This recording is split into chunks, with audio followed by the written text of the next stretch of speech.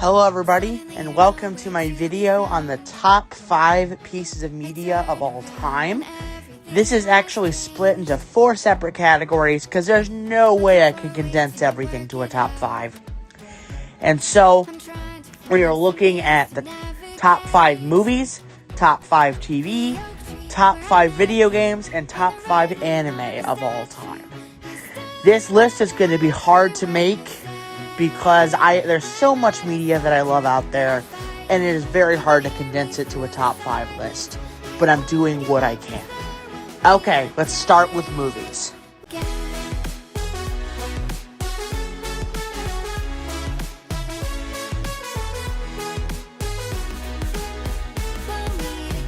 Okay, number 5 on my list is actually Steven Universe the movie. Now, I did not watch any of the show up until the last episode of the main story, but I did watch the movie when it first came out, and I fell in love with it. Especially after watching the documentary that came out afterward.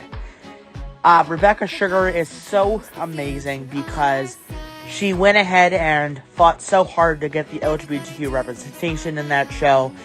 And fun fact, that's why I go by Becca, because of her. So, that is why Steven Universe the movie is number 5 on my list. Number 4 on my list is Sonic the Hedgehog 2. This movie was so impactful on my life, going back to when it came out in 2022, that it introduced me to the wonderful world of Sonic the Hedgehog. After watching it, I've now gotten sucked into the fandom and played a bunch of new games and gotten into the story of the universe and completely lost my mind over Sonic Frontiers. So that is why that is number 4 on my list. Number 3 on my list is Despicable Me.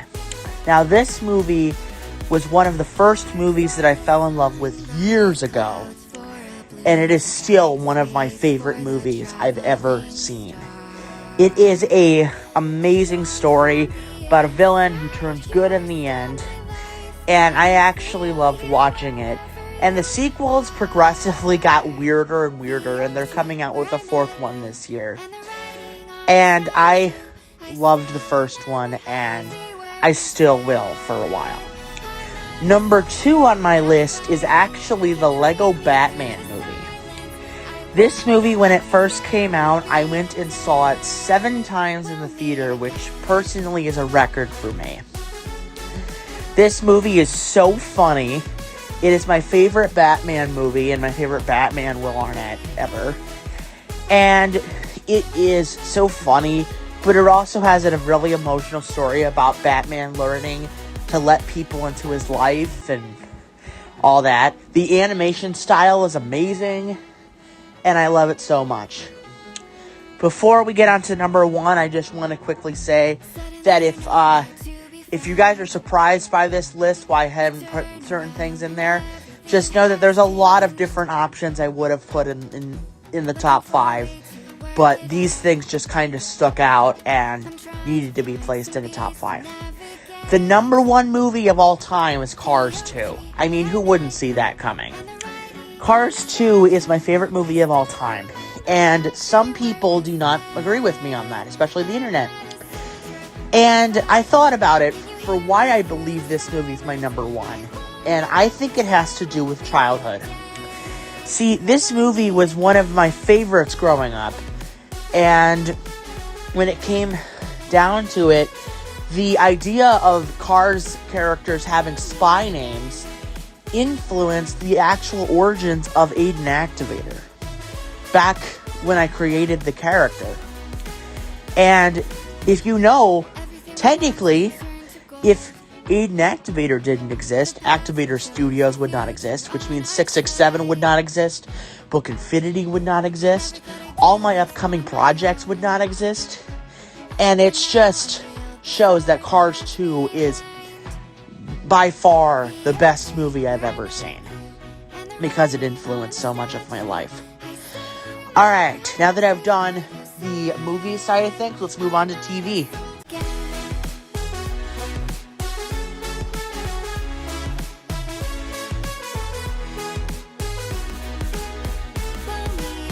Alright, number 5 for TV is Loki. Now, when I went ahead and watched this show for the first time, I was not sure exactly what I was thinking. However, as I got further and further into it, I realized how good of a show this is. It starts off really basic, but then the story ends up getting more and more interesting to the point where it's actually really good.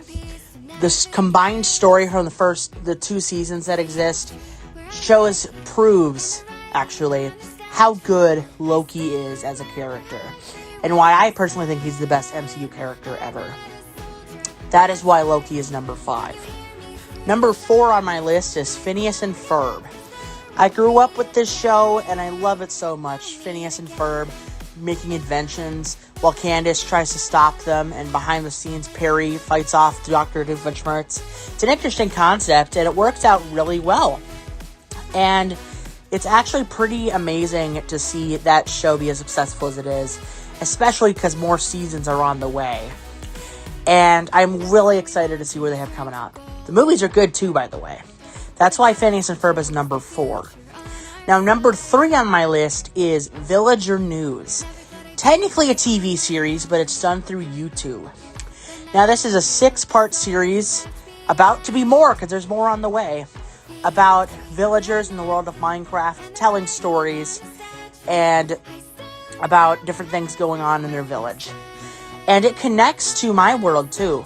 I created Villager News, my own Villager News. And also, that world inspired Villager 667. So 667 would not exist if it weren't for Villager News. So it's very amazing that that exists. And that they're coming out with more, too. That's why it's number 3. Number 2 on my list is The Owl House. Now, I really got into this show once I watched the first season on Disney+. And I was there for every episode they released afterward. Really got into it, especially for how much it was doing for the LGBTQ community. There's so much representation in the show, it's amazing. And personally, it's better than every other Disney show I've watched. It is an amazing show, and it is hard for me to say that it's better than those, but I just believe it is. And it sucks that it was canceled early, because it really deserves to be made more. They need to be making more. And speaking of being canceled early, my favorite show of all time is Infinity Train. Infinity Train is this show where there's a train full of infinite train cars that hold infinite worlds, and it's an anthology series about different characters exploring the world of the Infinity Train. This show inspired me so much. It is an emotional show. It is such a great story. And it inspired my biggest production I've ever done, Book Infinity. And it is so important to me that I've watched the show so many times that I know everything about it. And it sucks that it was canceled early, because it really, really deserves to be more. And there has to be more made out there. Alright, now that we've done TV, let's go over to video games.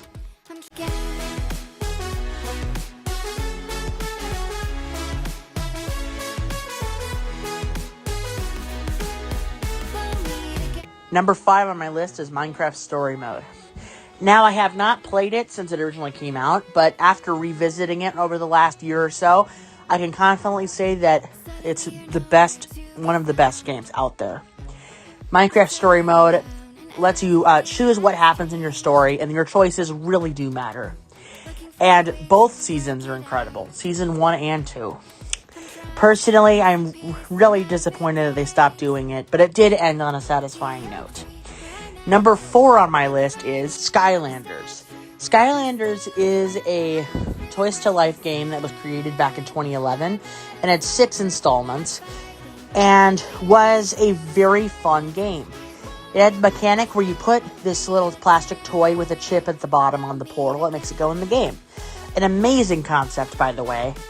And it was so fun growing up with this. I own a lot of the figures, and it was very fun. Number 3 on the list is Splatoon 3. Thanks to my grandpa, I got my hands on Splatoon 3 back in 2022. and I could not believe how much fun I was going to have. Since then, I've gone back to the other games and played them, but Splatoon 3 stands to be the best, as it has one of the best story modes ever, being Return of the Mammalians. And it has the new DLC, Side Order, which is personally my new favorite DLC I've ever played. It is now so amazing that I cannot believe how amazing it is. Number 2 on my list is Sonic Frontiers. This game completely changed my mind on a lot of things. Like I said about Sonic the Hedgehog 2, I got into the Sonic fandom thanks to the movie. And Sonic Frontiers, I got it right around the time it came out and could not believe how good it was. The story was amazing, the gameplay was amazing, and the fights with the Titans were amazing. And then they brought it all back for the DLC where they changed the ending to have one of the most craziest bosses I've ever seen. And it was so amazing to see it happen. Number 1 on my list, however, is Miitopia.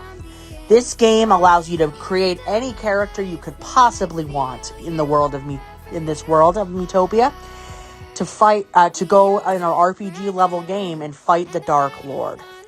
This game is so much fun. I enjoy every last minute of it. And I recently beat the Tower of Despair, the hardest thing in the entire game. Alright, now that I shared my thoughts on video games, let's go to our last category, anime.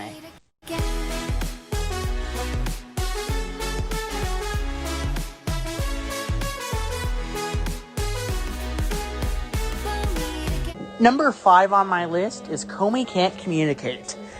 So this series made me chuckle and made me love anime. This is one of the first animes I got into back when I got into anime for the first time last year. And it was so much fun to watch. Maybe a little bit weird, but it's a very good story, and it sucks that they're not making any more of it. Liked it quite a lot. Number 4 on my list is Toradora. This anime was very fun to watch, and it was a very good story. It was only 25 episodes total, and they went ahead and had me rooting for the characters, fall in love with the world, and get very emotional throughout the story. And it just sucks that they're not making any more of it. But it's very good. Taiga is obviously the best character out of all of them, and it's just a really good show. My third spot is The 100 Girlfriends Who Really, Really, Really, Really, Really Love You is a very funny harem anime where the main character gets 100 soulmates in his life, and he has to figure out how to figure that out. Maintain relationships with a bunch of different people. It's a very funny show, and I'm really happy that it's getting second season soon. It's very funny, and I love it a lot. The animation style's cute, the story's funny, and it's just good overall. Number 2 on my list is I'm in Love with the Villainess. Now, I'm in Love with the Villainess is number 2 here because it does a very good job of representation of the LGBTQ plus community. Being a Yuri anime, which Yuri is a term to define, it's an anime term, basically meaning a female on female relationship. But this being a Yuri anime, usually those are very cheesy and not very thought out. But the main character here starts off obsessing over the other character, but eventually the relationship turns that she just does everything she can to be happy and make her happy, and that eventually she learns that she has to be serious sometimes, and in this case, that's how she confessed in the end, was to be serious about it.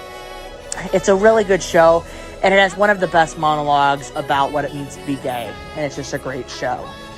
Alright, and finally, the number 1 spot is a triple tie, something that was too hard to decide, but it's a combination of Your Name, Weathering with You, and Suzume.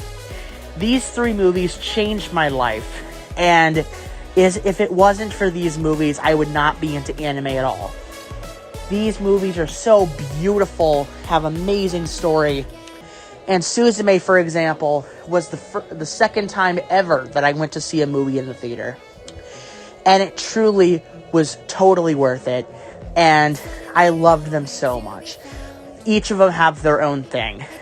Your Name, the visuals were beautiful, and the love story was very beautiful. Weathering with You had a great sense of storytelling, and once again, the visuals are good. And then Suzume had a very personal connection and story to my real life, and was just an amazing story. Thank you guys so much for watching, everybody. Make sure you leave a like, comment, and hit that bell. Thank you guys so much again. Stay tuned for my reviews, everybody. See ya. Bye!